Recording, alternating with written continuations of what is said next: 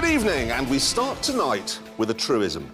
The only reason why anyone bought one of the old Land Rover Discoveries was because they couldn't afford a Range Rover. Now, though, we've got this new Land Rover Discovery, and on the face of it, things aren't quite so simple.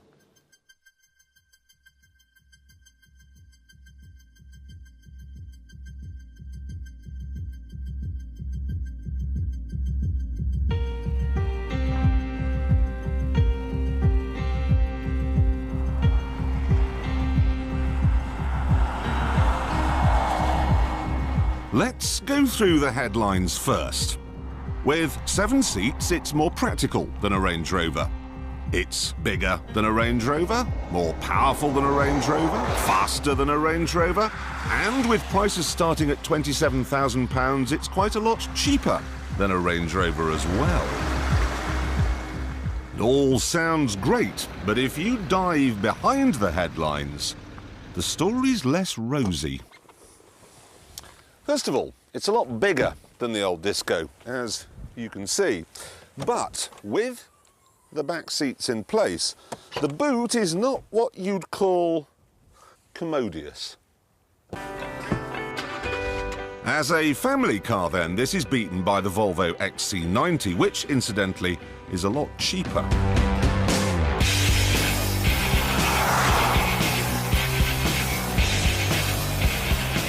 There's another problem too. For complicated production reasons, this car has a sort of monocoque chassis like you get on a Range Rover. And then it's got a separate chassis like you got on the old Disco. So it's got 2 chassis. As a result, it weighs 2.7 tons, and that makes it heavier than a Rolls-Royce Phantom.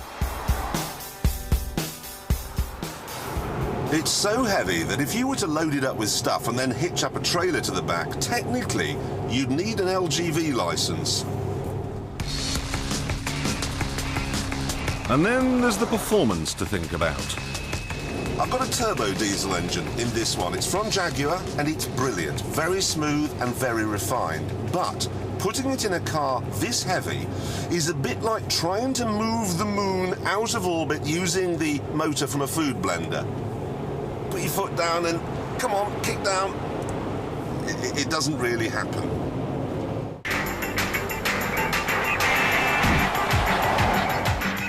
You can solve the problem if you go for the 4.4-litre petrol V8, which is also from Jaguar. But if you do that, you won't be driving past too many of these.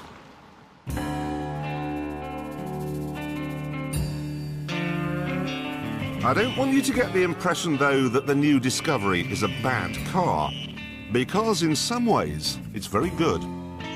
First of all, it's a handsome-looking brute. Looks like the kind of thing you might expect to find on a lunar space station. Inside, it's nowhere near as stylish as a Range Rover, but nor is it as utilitarian as a barn. And you do get an awful lot of equipment as standard. Seems well made too, which is odd for those who know Land Rovers of old.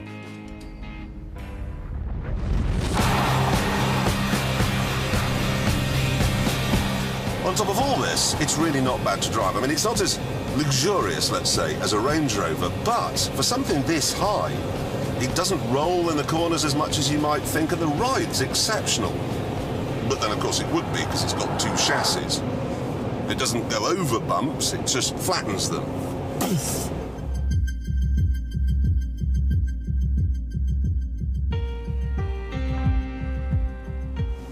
Now, we could sit here all day long, frankly, with me saying, I don't really like that, but I quite like that. But there's no point, because overall, I like the new Discovery.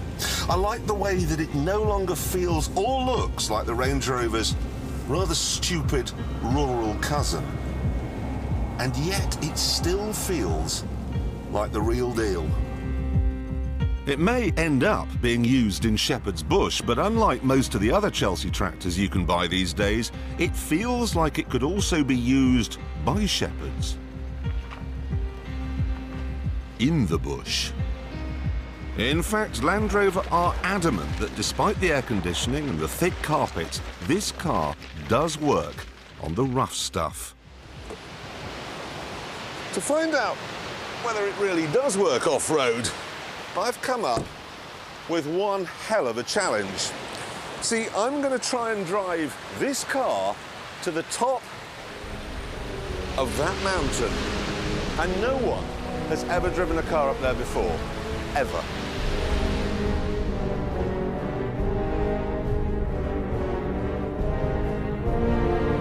This is Mount Cron and Riccardan, which stands at the top of Scotland, 1,007 feet above sea level. When you examine the terrain, it's easy to see why no car's ever been to the top before. There are rocky outcrops, peat bogs, sheer cliff faces, the lot. This is going to be quite a trip.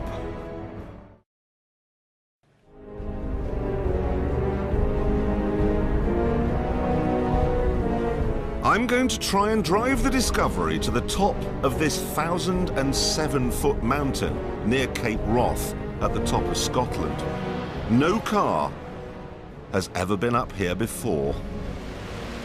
Obviously, I have made one or two modifications for this genuinely difficult journey. I'm wearing Wellingtons, and so's the car, actually. I fitted these kind of very chunky off-road tyres, and I've equipped it with a winch. Right. Bloody hell. On the way up, I hope to learn how the Land Rover works in some of the most hostile terrain on the British Isles. And also, we shall learn some new bushcraft, Clarkson style.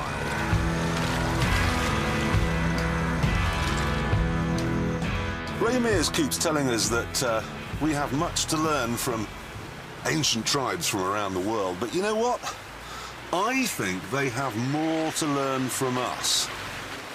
I mean, sure, an Eskimo hunter-gatherer could get up this part of the mountain in a pair of shoes made from moose hooves, but it's much easier in the new Disco. You see, instead of levers, which you used to pull in the old Discovery to make big bits of metal underneath fuse together, this has just got a series of buttons. You tell the onboard computer, which was designed by 4 blokes in Banbury, what kind of surface you're on, and it sets the car up properly. So I've told it now I'm on sort of wet, grassy, peaty rubbish, and it is pulling me forwards.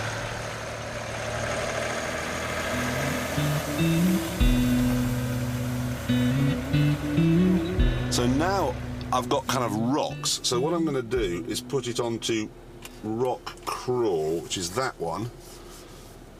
And then the onboard display here tells me that we've now got a locked centre differential. The ride height's gone up. It's engaged low range for me. So here we go. It's pulling me over, all right. Oh, this is very, very clever. I'm not entirely surprised that no car's been up here before, I must be honest.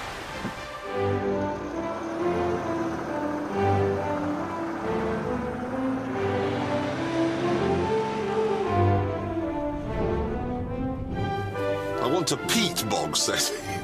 It's very wet and sticky.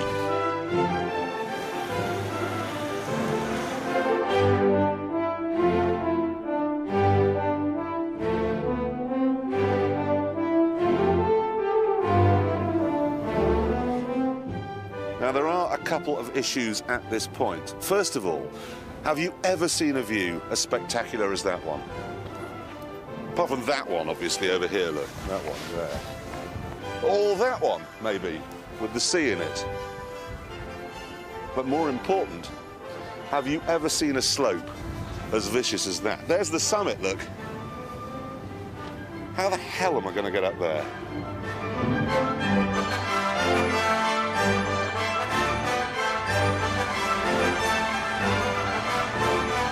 I'm up a very steep bit of hill here.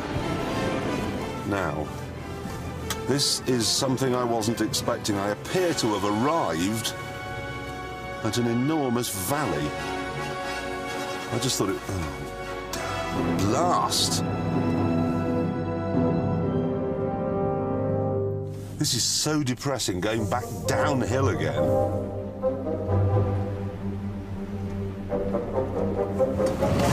Oh, come on, car. Come on, now. Now you see. I'm as stuck as I don't know what now.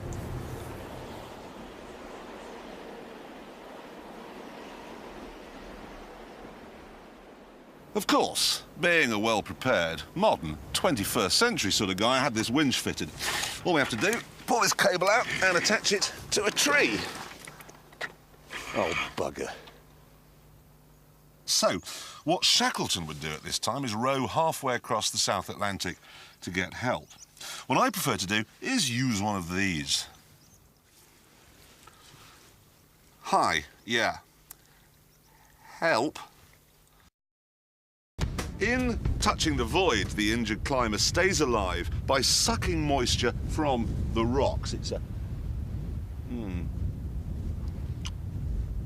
I think it's better probably to simply open a can of fizzy drink. Yeah, now that's a tasty beverage. See, I'm doing all the work here. Drive.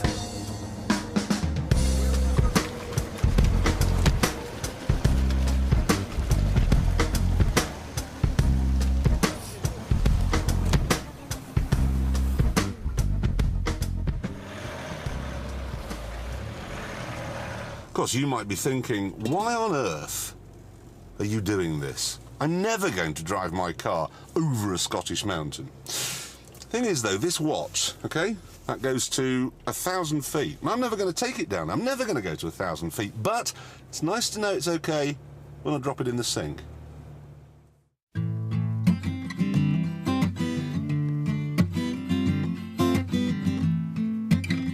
Fearful of getting stuck again, I decided at this point to stop fannying about at 1 mile an hour and see what the car could really do by pointing its nose at the summit and flooring it.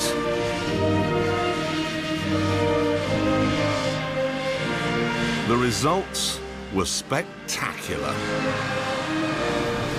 That is a lot of revs. Can't stop. I'm not stopping. Nothing is going to make me stop.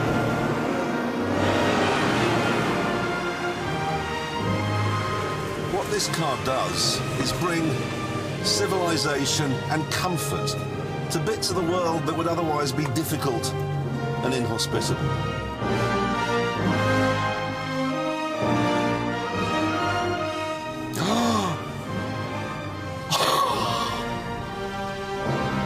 Oh my God, look at that view.